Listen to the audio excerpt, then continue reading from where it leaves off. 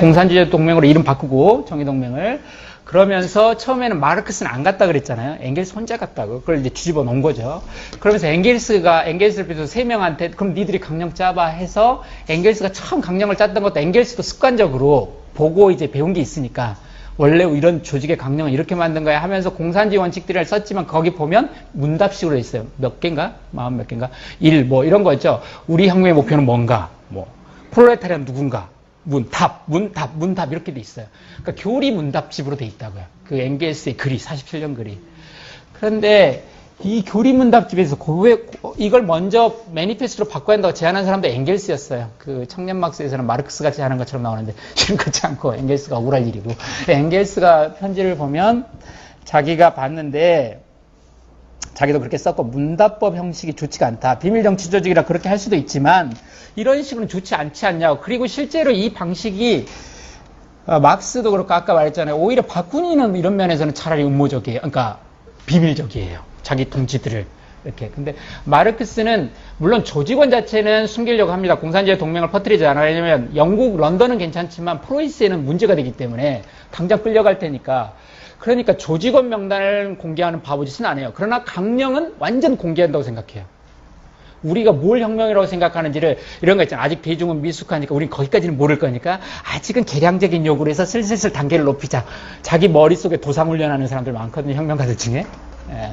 근데 그런 거 끔찍하게 싫어한 거예요. 네가 봐서 그거밖에 방법이 없다면 그거밖에 방법이 없다고 말해야지.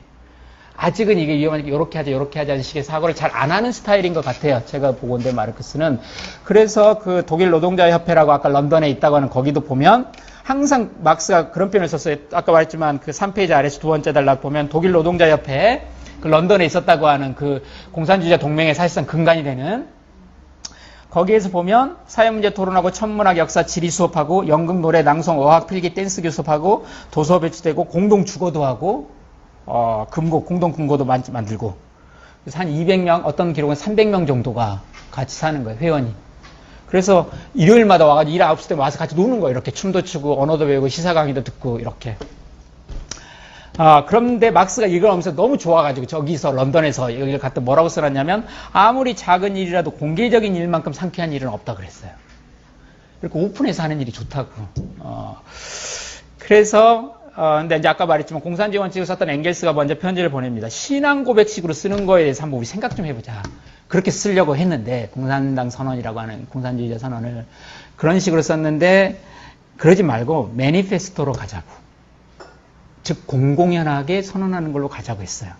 예.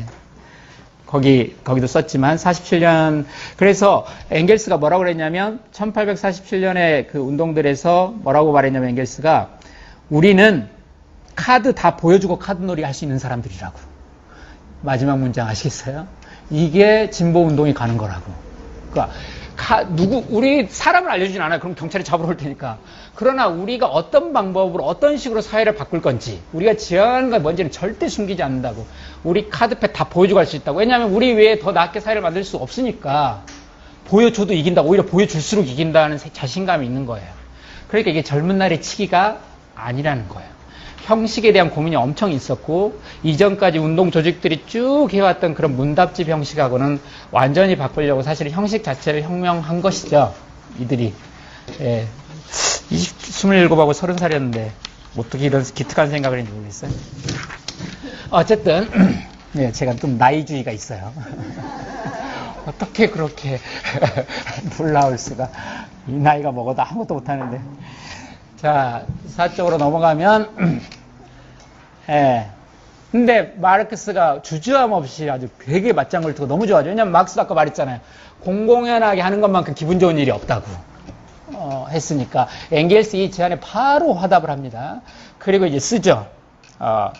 실제로 이 태도가 얼마나 기분이 좋았는지 신라인신문, 혁명 48년 혁명 나가고 이제 바로 막스가 또 있는 돈 다 털어서 신문을 만들죠. 그래서 신라인신문이라는 걸 만드는데 결국 이제 폐간, 죠. 끌려가고 혁명 패배하고 그때 마지막 논설이었나? 거기도 그런 식으로 써놨어요. 이제 공산주의자 재판이 열리고 이 신문 여기도 막스도 고발도 막 하여튼 다 그랬을 때인데 거기에 뭐라고 했냐면 재판 그 검사 같은 애들이 신라인신문 최근호가 현 정부를 경멸하고 폭력적으로 전복해하고 사회공화국을 설치한다고 선동하고 있다고 고발하니까 막스가 뭐라냐면 아니라고 하는 게 아니라 그걸 이제 알았냐고 너무 깜짝 놀라면서 우리는 단 한 번도 이거 숨긴 적이 없는데 우리는 원래부터 그랬다고. 우리 경향에 대해서 정부가 진짜 몰랐단 말이냐. 왜 모르는 것처럼 얘들은 이런 놈이야 놀랍죠 라고 말하는 식으로 하냐고. 우리는 원래 배심원 앞에서 신문에 인문에 현존하는 것들의 모든 토대를 파헤치는 거라고 원래 말해왔다고 그랬어요. 최근호에 들어서 이런 경향이 두드러졌다고 처음부터 그랬다고 자기들은 그런 표현을 썼어요. 유럽 운동에 대해서 우리가 보건대 그 붉은 실, 그걸 꿰뚫는 붉은 실, 그 아리아드네의 그 붉은 실은 하도 그걸 못 알아듣는 사람이 많아서 너무 노골적으로 말해줬어야 했다고 우리는. 이것 방법이 없는데 이걸 못 알아들으니까 더 선명한 언어로 말하려고 노력했지 감추려고 노력한 적은 없다 이거예요. 그러면서 예전에 우리 기사들을 쫙 언급하면서 이제 막스가 자기 신라인 신문의 기사들이랑 말하면서 뭐라고 했냐. 우리는 애초부터 견해를 숨기는 것은 쓸데없는 일이라고 항상 말해온 사람들이다. 그러면서 반대로 테러리즘이야말로 너희들이 하는 거다고. 그러니까 그 왕당파 애들이나 군주나 이런 애들 있잖아. 비밀경찰이나. 너희들이 맨날 함정파고 음모해서 우리 하지 않냐고. 너희들이 테러리스트라고 말합니다. 그러니까 이 사람들은 막스주의, 이 공산당, 이 공산주의 커뮤니스트들을 테러리스트처럼 취급하지만 그렇지 않다. 우리는 공공연하게 말했고 알아듣게 말했고 선명하게 말해왔다고. 오히려 너희들이야말로 국가기구 이 첩자들 스파이들이 너희야말로 테러리스트였고 음모를 파고 비밀리 하는 놈들 아니냐고 이렇게 말했어요. 이 감추지 않는다라고 하는 말은 철학사에서 너무 중요한 단어예요. 그리고 이 전통은 오늘날에 우리가 어떤 시위 중에 특히 이제 생태운동이라든지 동물보호운동 하는 사람들 중에 많은 사람들이 누드 시위할 때가 있어요. 발가벗는 시위가 뭐냐면 진실의 증언자로서 공공연하게 감추지 않음에 대한 것으로 드러내고 쪽팔려 하는 그들을 오히려 더 공격하는, 즉 목격자에게 복수하는, 목격됨으로써 공격하는 이런 운동의 전통이 있고 사유의 전통이 있어요. 물론 이렇게 공격적으로는 안 하고도 있긴 있어요. 그 뭐죠? 혼자 있을 때도 감춤이 없어야 되고 뭐 이런 거 있죠. 그리고 감춤이 없는 거야말로 진실다. 뭐 알레테이아란 말 자체도 망각에서 벗어나는 거고 그 뒤에는 탈은폐? 이렇게 감추지 않는 것이 진리라는 이미지는 서구의 너무 오래된 이미지예요. 다 드러내는 것이 진리다라고 하는 것은요. 그런데 보통은 이제 드러내는 것이 진리다는 물론 여기도 썼지만 플라톤도 말했고 세네카도 말했고 타인 앞에서 공공연하게 자기를 떳떳해야지. 타인 앞에서 떳떳하지 못한 애는 마음 혼자 있을 때도 하지 말라 이런 말 있잖아요. 남 앞에서 할 수 없는 걸. 그런데 이런 말들은 되게 보면 자기 행동에 대한 검열의 시선이에요. 도덕적 행동을 촉구하는. 혼자 있을 때도 개망나인 짓 하지 마라. 그건 뭐냐면 사회의 양심이라든지 예의 범절의 시선을 자기 혼자 있을 때도 그렇게 들어온 거고, 요거는 규제적 시선이고, 그러나 또 다른 한편에 정반대로 아까 말했지 목격한 애들한테 오히려 공격적으로 자기를 드러내는, 오늘날 루드 시위하고 오히려 전통이 있어 보이는 매우 중요한 전통은 견유주의예요. 디오게네스 같은 애들. 걔는 남들이 보는 데서 밥 먹고 남들이 보는 데서 섹스를 하고 옷을 실제 발가벗고 다닌 적도 많고 항상 그랬어요. 매우 공격적으로 벗은 애들이에요. 이 견유주의라고 하는 전통들이. 이들은 검열의 시선이 아니에요. 거꾸로 그거를 이상하게 보는 너희가 이상하다라는 거예요. 즉, 여럿이 보는 데서, 우리가 그런 행동을 하면 안 된다 그러면, 그러면 혼자 있을 때도 하면 안 되죠. 뿐만 아니라 이것은 자연스러운 행동이고, 이것은 마치 자신들의 어떤 이상한 금욕주의랄까, 이상한 도덕적 시선으로 이상하게 본 거고, 따라서 그걸 보이는 것이 그 사회의 어떤 규범을 깨트리는 일이 되는, 나를 규제하고 검열하고 똑바로 살아야지 이게 아니라 사회를 바꾸는 시도로서의 나의 벌거벗음이라고 하는 전통이 있어요. 내 생각을 까는. 요거에 조금 점잖은, 근데 이게 이제 미셸 푸코가 자기와 타인에 대한 통치라고 하는 텍스트, 그리고 진실에 대한 용기라는 텍스트에서 이제 많이 언급했던 이야기들인데, 요것에 이제 조금 순화된 근대 버전이 칸트의 계몽이란 무엇인가에 대한 답변이죠.